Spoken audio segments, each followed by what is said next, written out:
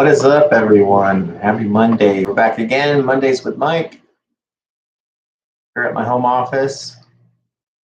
Gonna wait for some people to pop into the group and see what kind of questions we get. We can talk over Hondas and Acuras. And go ahead and leave a comment down in the chat box down below. Like and subscribe to the channel, of course. And I'll get through questions to help you guys out if you're stuck with a project, trying to figure out parts to order, what's in stock, what's coming out, what's new, anything about the business, whatever you want to ask, go ahead and ask it. We'll just kind of wait for a few people to gather in here. Sometimes takes a little bit for some people.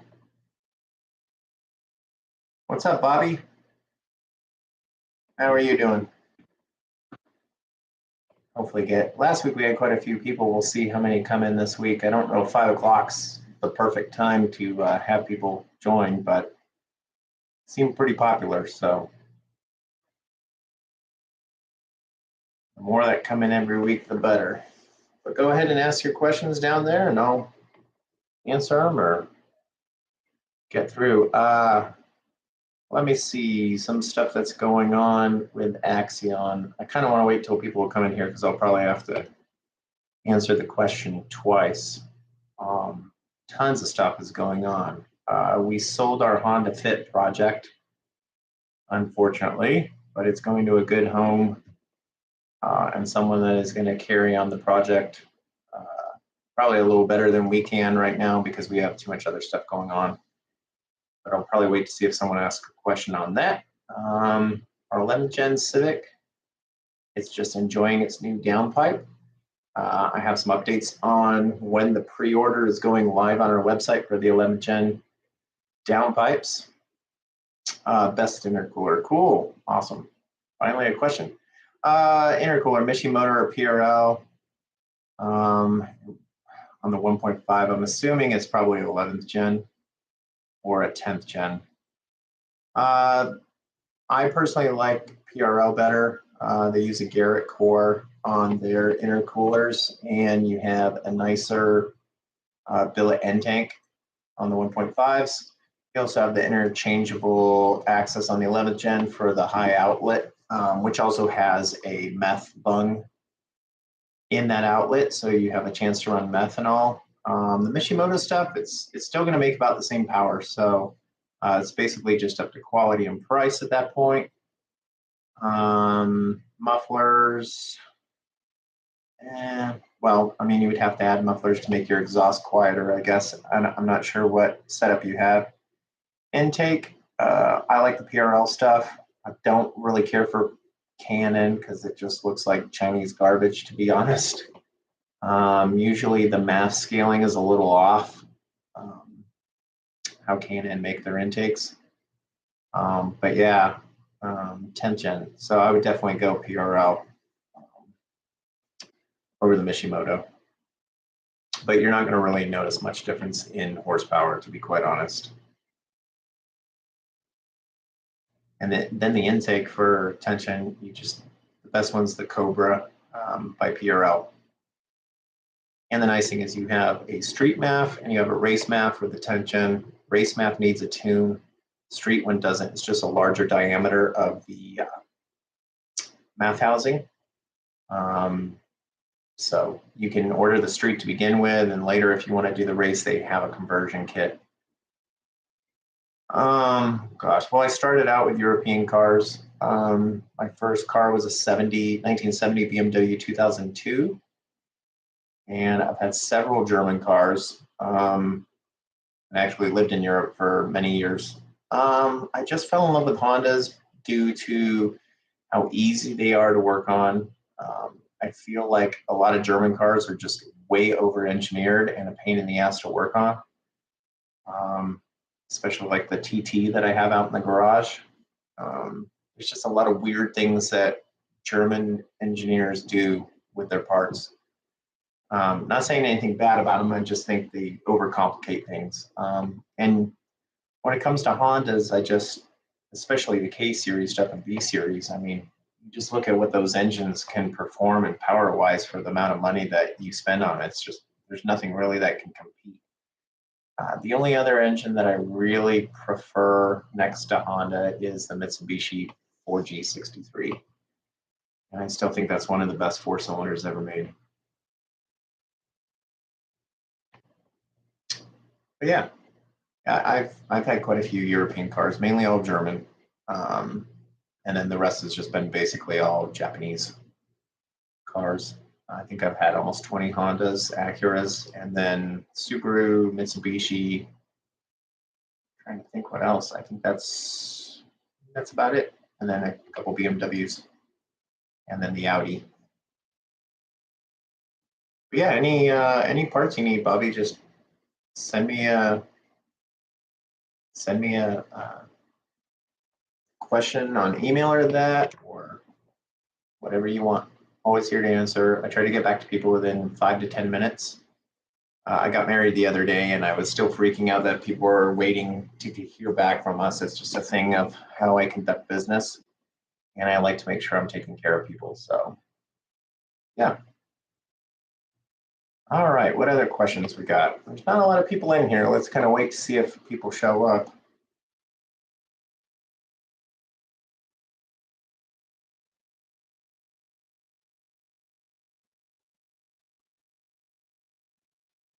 Yeah, if I was, I'll kind of go into this more. If I was to get a European car right now, I mean, the Audi TTRS is one of my favorites. The RS3 is another favorite.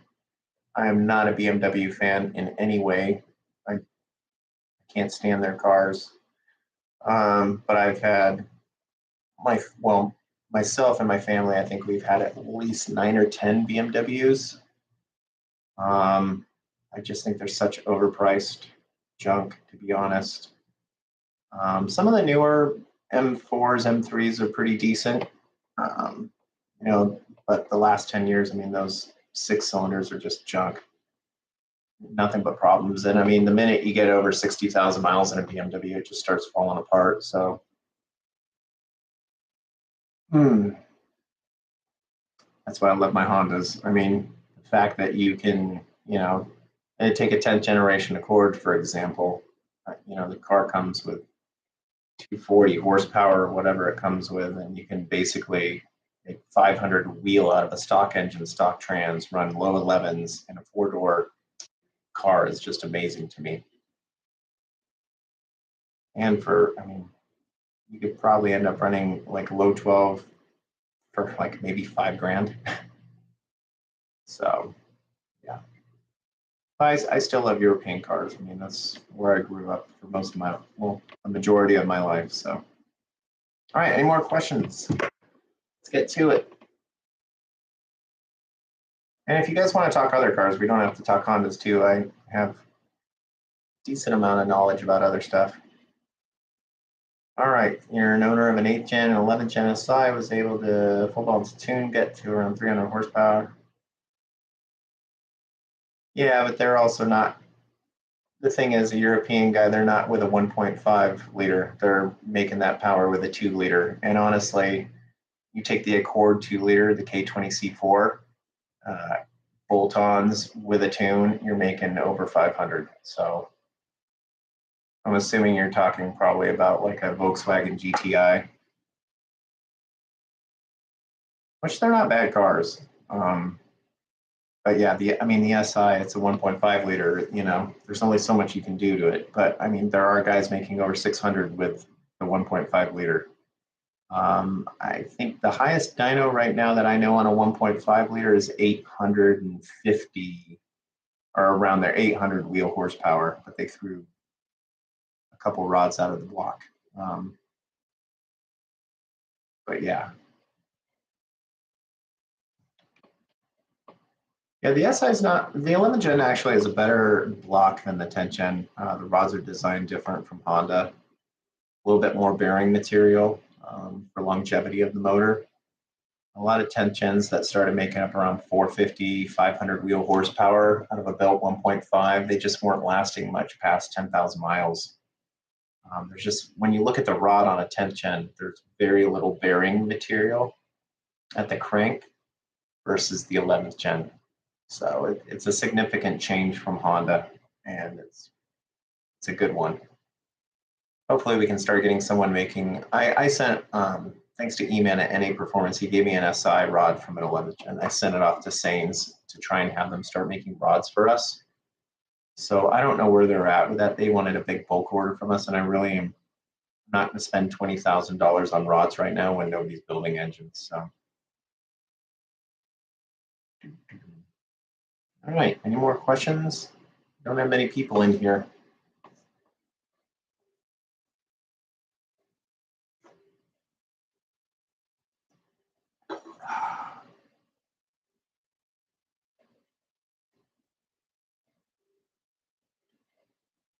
Yeah, probably on the 11th gen, you're probably hitting around 270 wheel horsepower, about 340 torque on ethanol. If that's, I mean, which is a quick car. I mean, that car on slicks will run a 12.0 at the track pretty much, which is pretty impressive for a 1.5 turbo, to be quite honest.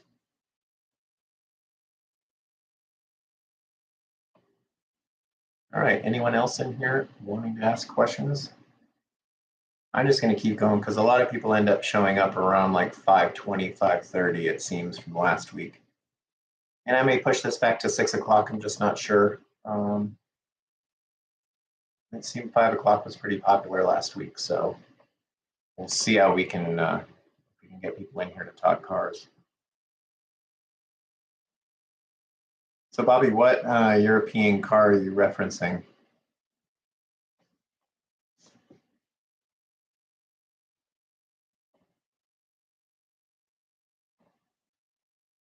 Just going to check my emails real quick. In here asking.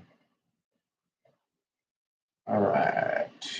Yeah, mostly the GTI. Yeah, the nice thing is the DSG transmission in those is pretty solid. And honestly, with a couple bolt-ons and an ethanol tune in those cars are really quick.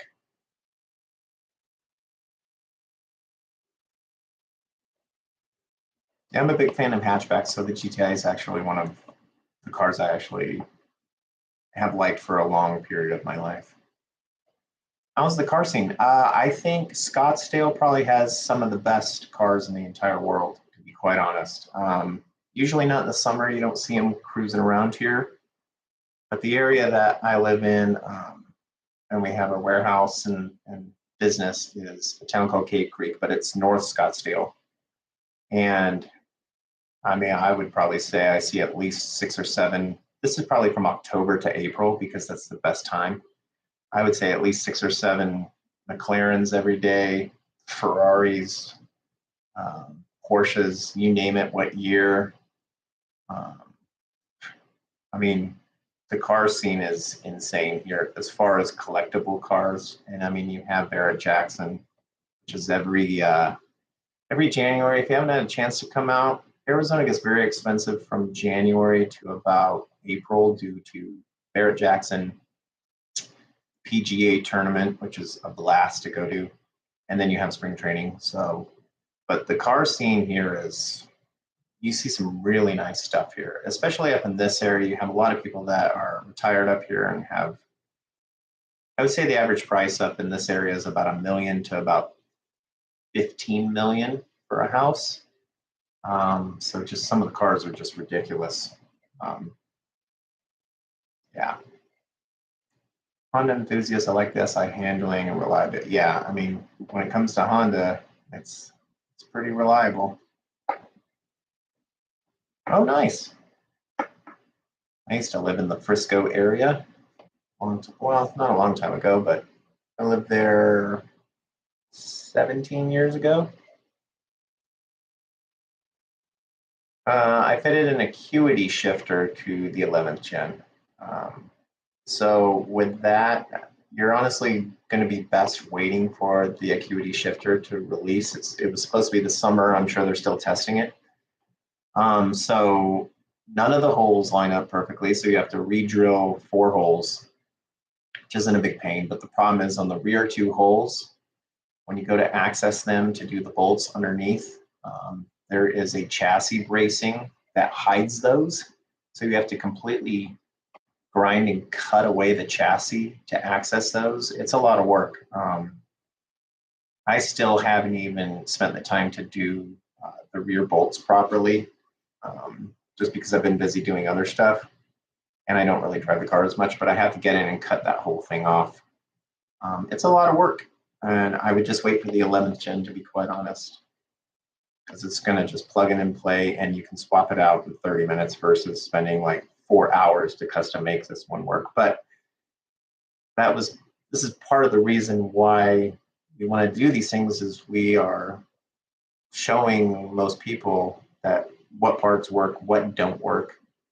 We have a video that I posted the other day, why a 10th generation downpipe doesn't work with front pipe and differences, because a lot of people kept asking, hey, I found this 10th gen one used, can I use it? So I wanted to do a video on it. And a lot of shops can't, because why? They don't even own an 11th gen. They probably have never even driven one before.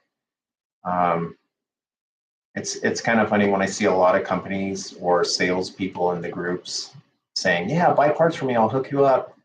They've never even worked on an Accord 11th gen, a 10th gen before.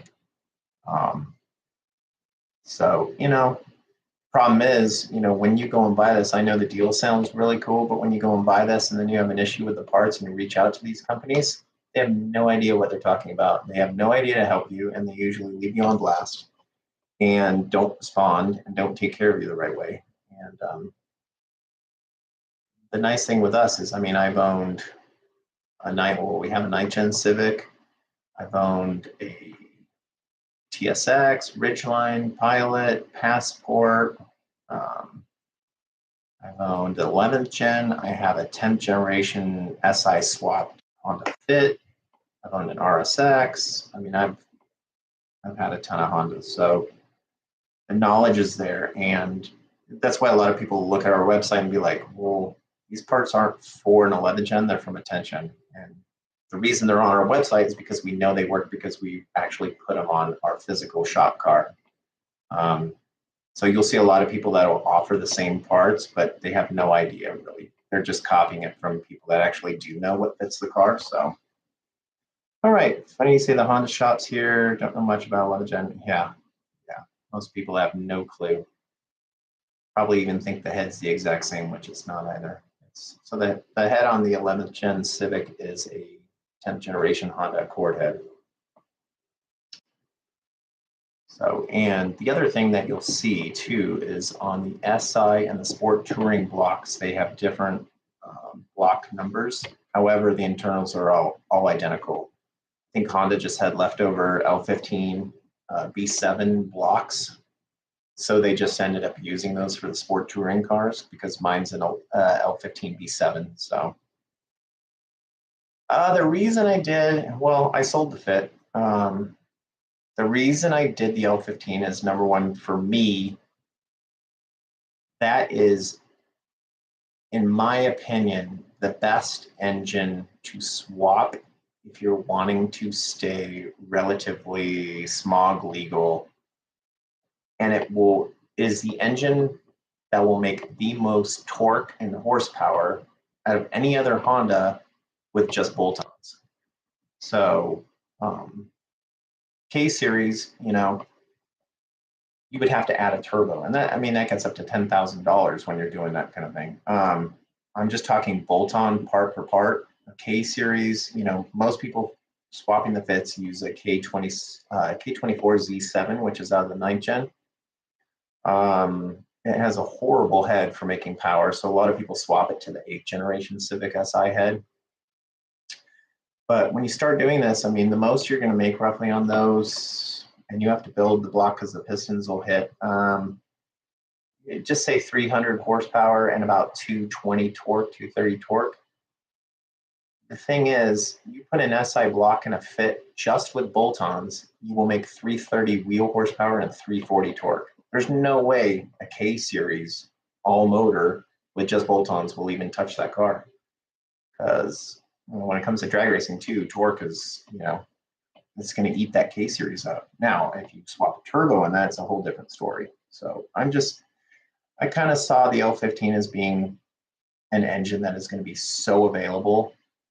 When we did the swap, it was 2016. It's different looking back now and saying, oh, why didn't you swap it? And we did throw in a K-Series in that car and make mounts for it too. So I just kind of like the idea of that, and I wanted to get more knowledge on the L15, and that's why we swapped it. If I was going to do it again, it depends on what the needs are for the customer. I think most people that just want a swap and daily drive, the L15 is better than the K-Series and faster.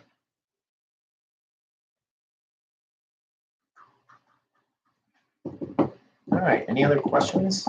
We got quite a few people in here.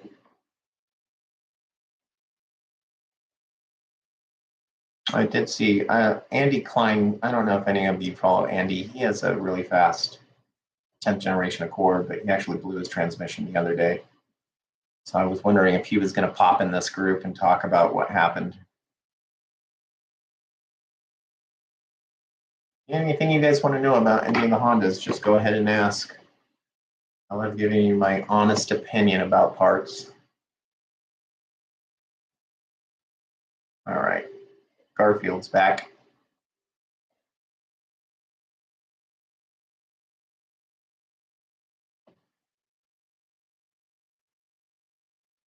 Yeah, so I'll talk a little bit right now. The Honda Fit that we had, the GK5, I actually sold it to Hasport. So Brian from Hasport's going to be picking up the car, I think, next week. And they will be finishing the project on that. I've got too many other cars and I needed it gone and figured it would go to a better place than him. So you'll probably see on VTech Academy some future Honda Fit stuff. So let me see. Everyone keeps saying the 11th gen L15 is going to blow after you bolt on. Well, those are people that don't know what they're talking about. Or they're people that continue to use Hondata on these and keep blowing the L15s. So, like several people, if you go with K-Tuner, the reason K-Tuner is better on these is because there's better fuel features for tuning and adjustability on the tunes from K-Tuner than there is over Hondata for the 1.5 liter. And why anyone would want to pay $300 more for the same product that is better is just crazy to me. Too many people drink Kool-Aid around here, and it gets very old. And you'll see people all the time sending Hondatas in and swapping them out for K-Tuners on these ones. And Hondata's been amazing for the community. They've done a lot of good stuff, and they continue to, especially like with the EPA and all that stuff. But I like to give my honest opinion. And for the Type R, you're better going with Hondata because their fuel system works with it and K-Tuner doesn't. But when it comes to the 1.5 and the Accords, K-Tuner's the thing to go with. The front pipe, I really don't know if I will. I guess if the pricing was there and it made sense, I might. I am going to start tearing the car apart. We're going to look at doing a titanium inlet pipe. That'll be different than PRLs. And I might end up doing a simple intake. We'll see. I don't know. And I have another couple things possibly in the works that we might bring out. I might even bring out a turbo heat shield that's custom done. That looks kind of cool. I just don't know. I'm trying to do one part at a time, especially getting into this mass manufacturing. The downpipe pre-sale is on our website right now, but you cannot purchase. I've just got the information on there, the pictures, and that if I get pricing this week, which we should, I was waiting on some flanges. I should have the pre-sale for the 1.5 turbo downpipe live this Friday, hopefully, fingers crossed. Yeah, the downpipes plug and play with stock and 3-inch PRL, 27.1, PLM. Yeah, it all works. Cobra intake charge, intercooler, downpipe, front pipe, and exhaust K-Tuner. Are you, what gas are you running? Because that's the real crucial thing on knowing your power output.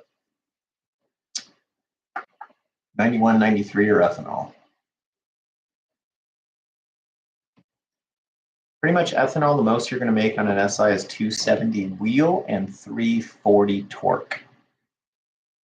So 91, that's going to limit you a lot. I would probably say horsepower, maybe 230, 240, torque around 270, 280 maybe. Just in those. 91 sucks. That's what we get here, and it's horrible. I mean, when you have a car tuned on 91 and then you put the same tune but with E30, it is night and day the torque that you gain. The amount of timing you can add to the engine, and yeah. But it is what it is. I mean, if you don't, yeah, we get 93, but not anywhere out here. We have California gas in Arizona, so we only have 91 here. And I won't typically run that on a tuned car. Ethanol always, because it's just such a huge difference. I mean, the one thing, if you don't have an ethanol station, the one thing you can do is buy a 55-gallon drum and pump it into a 5-gallon thing. Take the fuel jug to the 91 octane station, blend the gas to get an E30 ratio, and you're good to go. So it's just so much worth it.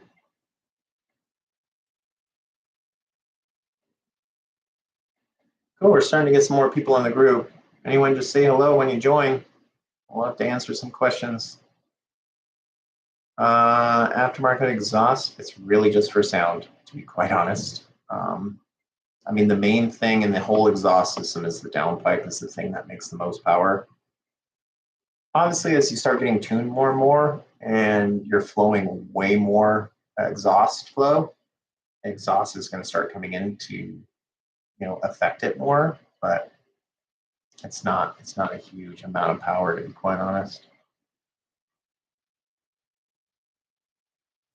I mean, it's basically looks and sound, maybe 5 wheel horsepower at best, I mean, I have had the remark on our car and then the straight dump. The straight dump definitely feels a little quicker, but I mean, that's got 0 restrictions at all, which is almost impossible when you have a full exhaust on the car. But I mean, you're going to pick up some, but I don't think it's noticeable. But I like telling people, I mean, look, I'm a business, I'm here to make money too, but I like to be honest with people and let them know what they're buying and whether they should maybe save their money or not. So I think that's the one thing that makes us a little different from most other companies. All right, any more questions? We'll probably be on here another 20, 25 minutes. So hang out, watch the questions, listen. Might learn something here. Then you don't have to hit me up on a Sunday night at midnight asking questions about something.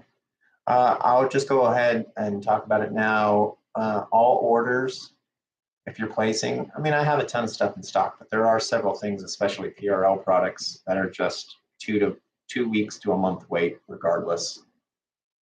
They're getting caught up. I don't know when they'll be back to normal. I hope to God it's before November. But yeah, just what it is. I don't know. There's a lot of people buying car parts right now, and there's still a supply chain issue. So, but yeah, I mean, like I've said to people, if you need a part fast or you need it ASAP, don't order online. Just shoot an email out to someone and ask if they actually have it, because the problem is PayPal, credit card companies now charge us a fee to refund. Now we have to charge you guys fees for you changing your mind or not sticking with the part. So just reach out, email someone. If they don't email back to you, that says a lot about the company you're talking to. I pretty much try to get back to people within 5 to 10 minutes. So obviously it depends on the time of day. So, all right, any other questions?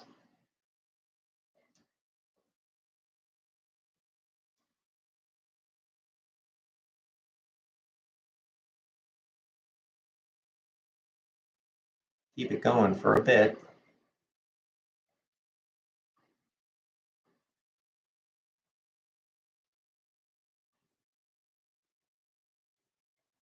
And at some point, I might be changing these to every 2 weeks. We'll see how it goes. It's just going to depend on how many people keep staying in the groups and chatting with everyone. Seems like right now we've only got 2 people in here, so.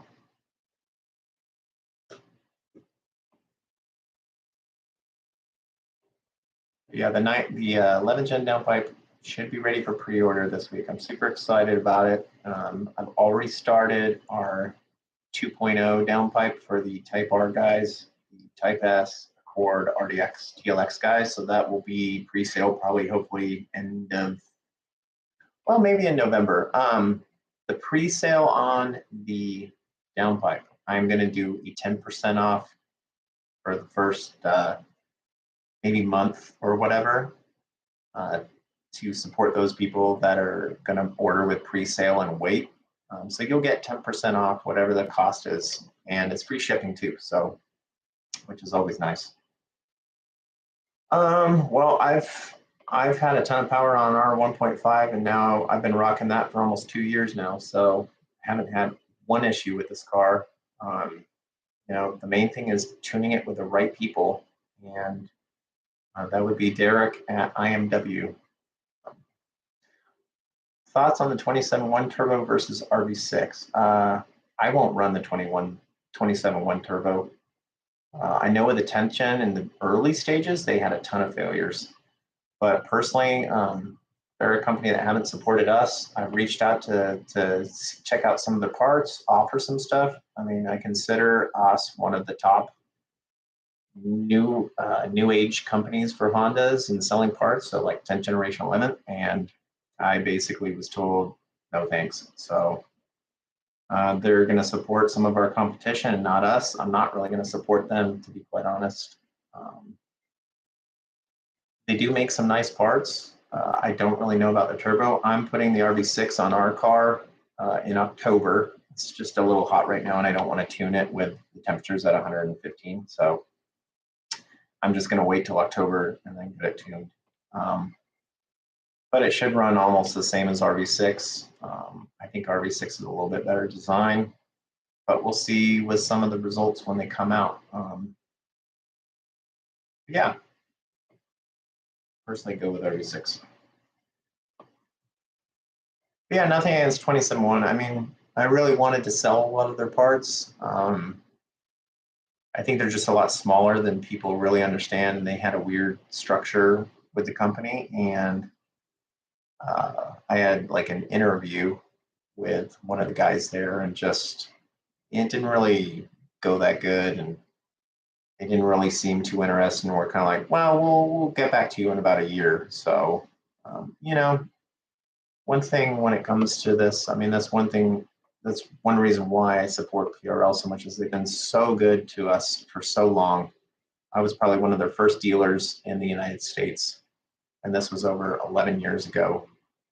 And the quality that they make in parts is just, it's so good. So I'm always going to support the people that have my back and are good for the community. So, you ever played around with a Ford 5.0 pushrod 87 to 95? I mean, I've had friends that have had them. I'm not an American muscle guy at all. I mean, the Fox bodies can make a lot of power, but driving those cars, I don't know. They're just not, they're not nice cars, to be honest. I don't like the engineering on American cars. I mean, they have changed around a lot of things in the newer years with the Mustangs and that, but yeah, I'm not a big American car manufacturer supporter. I mean, that's part of why I like Honda so much. I mean, they make their engineering is amazing. The other thing is they've stuck with doing 6 speeds when a lot of companies don't. I don't think they're ever going to get rid of that, especially with the trends now of the sales in 6-speed and manuals going way up now. It's pretty awesome. Hola, dude. So, yeah. But, I mean, 5.0s are cool. I mean, they're great for drag racing. I mean, And, I mean, when it comes to Mustangs, I think those were fairly light cars compared to some of the later ones. Yeah, the new Mustangs are pretty sick though. But that's because for me, they've taken kind of a European aspect and design quality, kind of blended the American and European design, and they finally started fixing up the Ford engines a little bit and getting a little bit more into the future with them rather than kind of the old like 1960s engineering. So I don't speak Spanish, my dude. I mean, I can kind of figure out some of it. I am going to be in Spain in about a month, but I better brush up. Let me see. This is why Google Translator helps.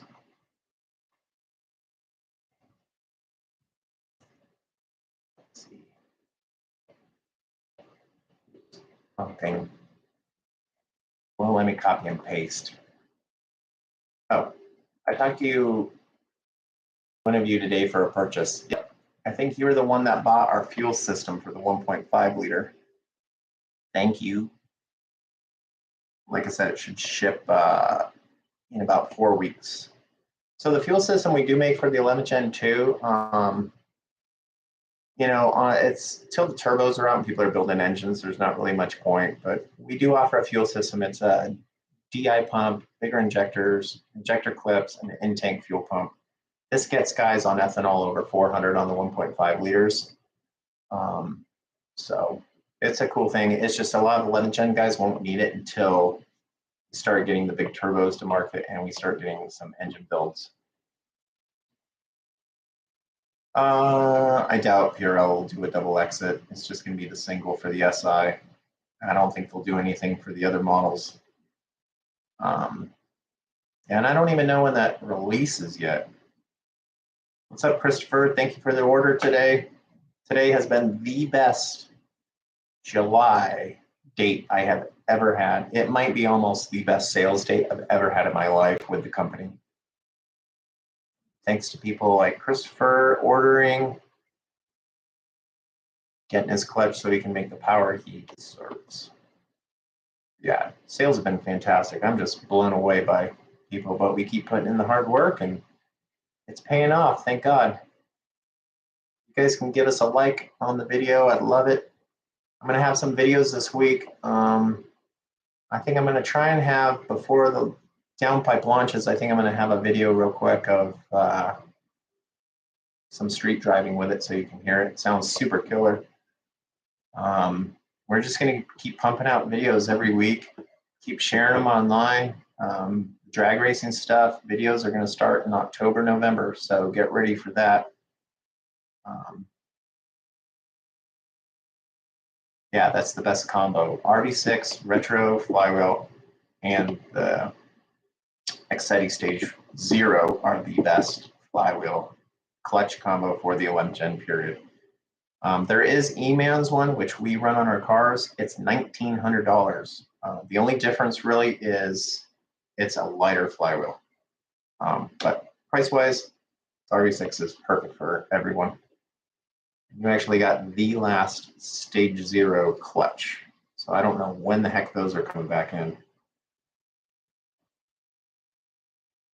Nice. Yeah, that fuel system would be perfect for you, dude. The turbo and built motor, 400 wheel, easy.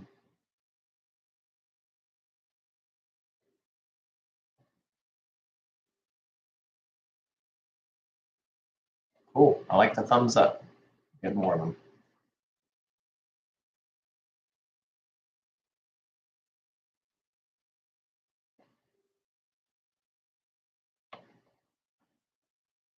All right, any other questions? I'm going to stay on here if people keep asking questions.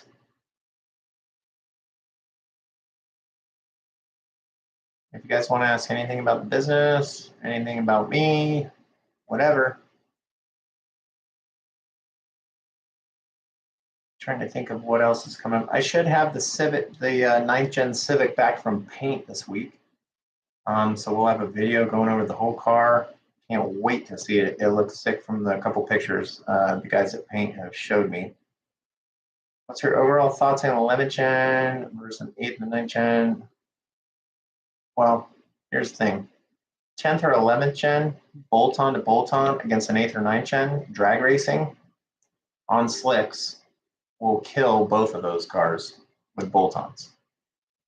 I'm not talking about turboing an 8th gen or 9th gen.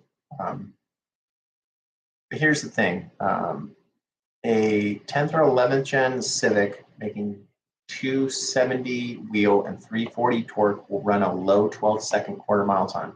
An 8th or 9th gen Civic making 450 wheel, 320 torque on slicks will run about the same times.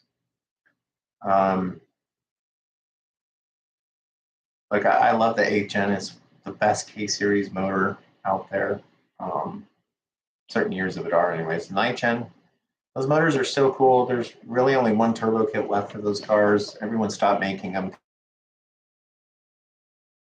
because the EPA. Look, I mean, the 11th gen can give those cars a run for their money. I mean, obviously, if you're going turbo to turbo, it's going to be tough. But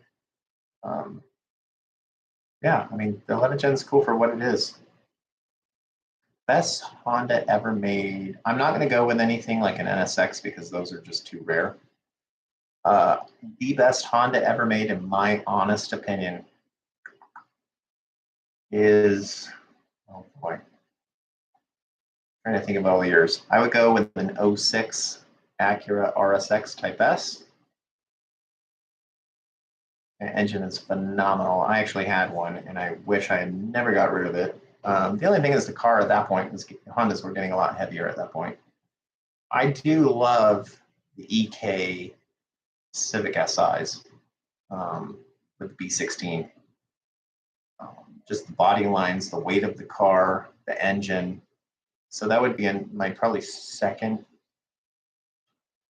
And then probably the 8th gen Civic Si would be another one.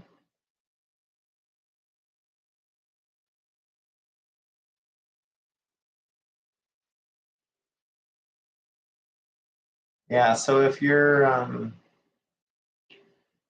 clutch isn't going in at higher revs, it's usually the clutch pedal or CMC that you need to change. You can adjust the clutch underneath the dash. There's tons of videos on YouTube about it for the engagement.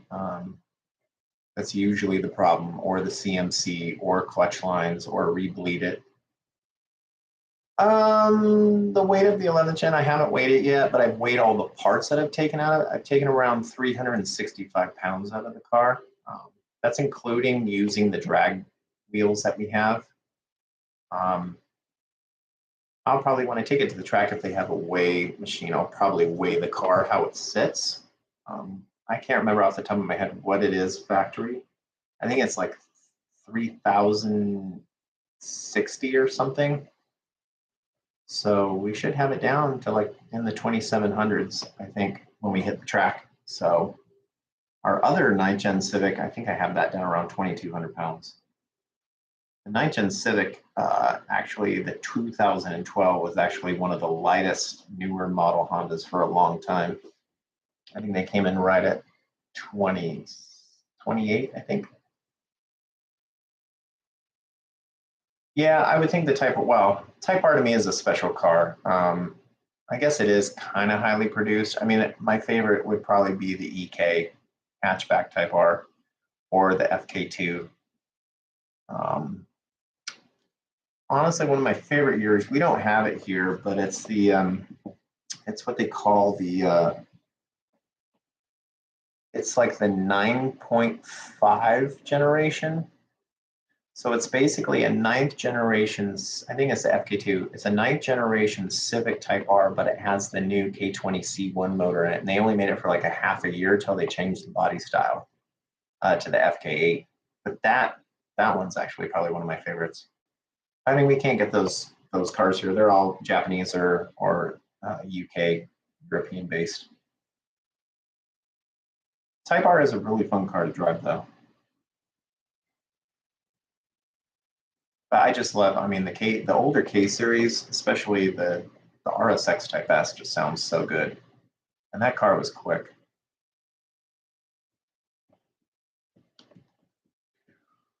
I haven't been in an FL5 yet. Nope. I think I've only seen a couple in person. I haven't seen a Type S in person. I do prefer the FL5 over the FK8. I think it's much more mature. It probably handles better. But the only reason I would never buy one is because I own an FL1 and it's not the same car, but looks wise, I would have two identical cars. So if I probably got one, it would be a Type S. Oh, I actually, for everyone, I don't know if a lot of people know I have an Audi TT RS, but I actually sold that this week also. So that will be leaving the hangar. So I'm just waiting for pickup on the car, trying to get rid of some of these things so I can put some more work into the 11th gen and our 9th gen, get those projects a little bit more further along. But the K-swap in the new 11th gen is going to be probably around January. We're going to start working on that. And that will be a built K20 C4 to handle around 900 horsepower.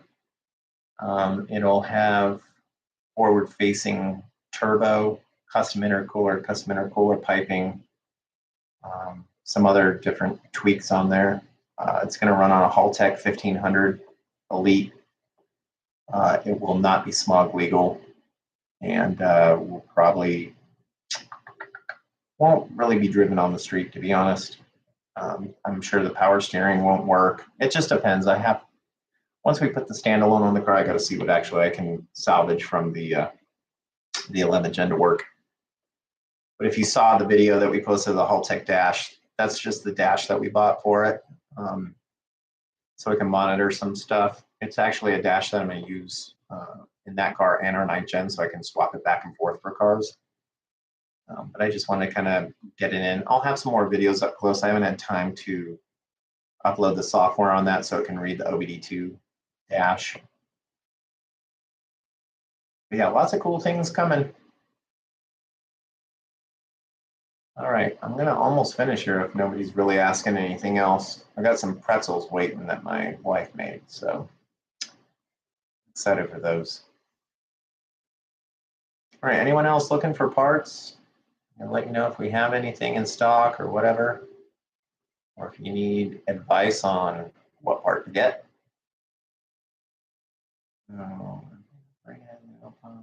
Oh, nice. Yeah, Manolito is cool, dude. He's tuning one of my friend's Accords. Lots of good stuff.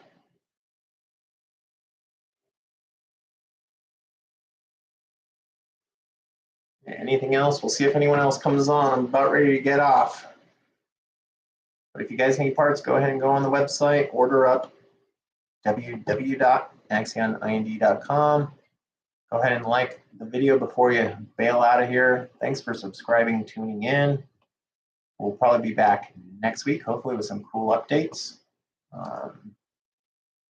and parts for you guys. If we can get another question or two, I'll stay on for a bit, but if not, I'm gonna bounce out of here and go eat some pretzels.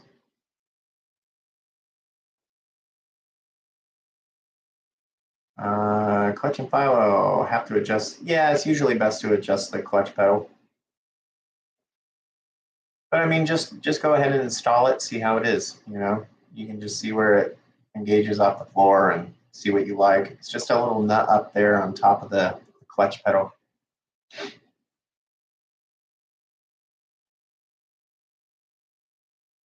Nice thing about the RV6 retro flywheel on that, the pedal feel is very OEM, so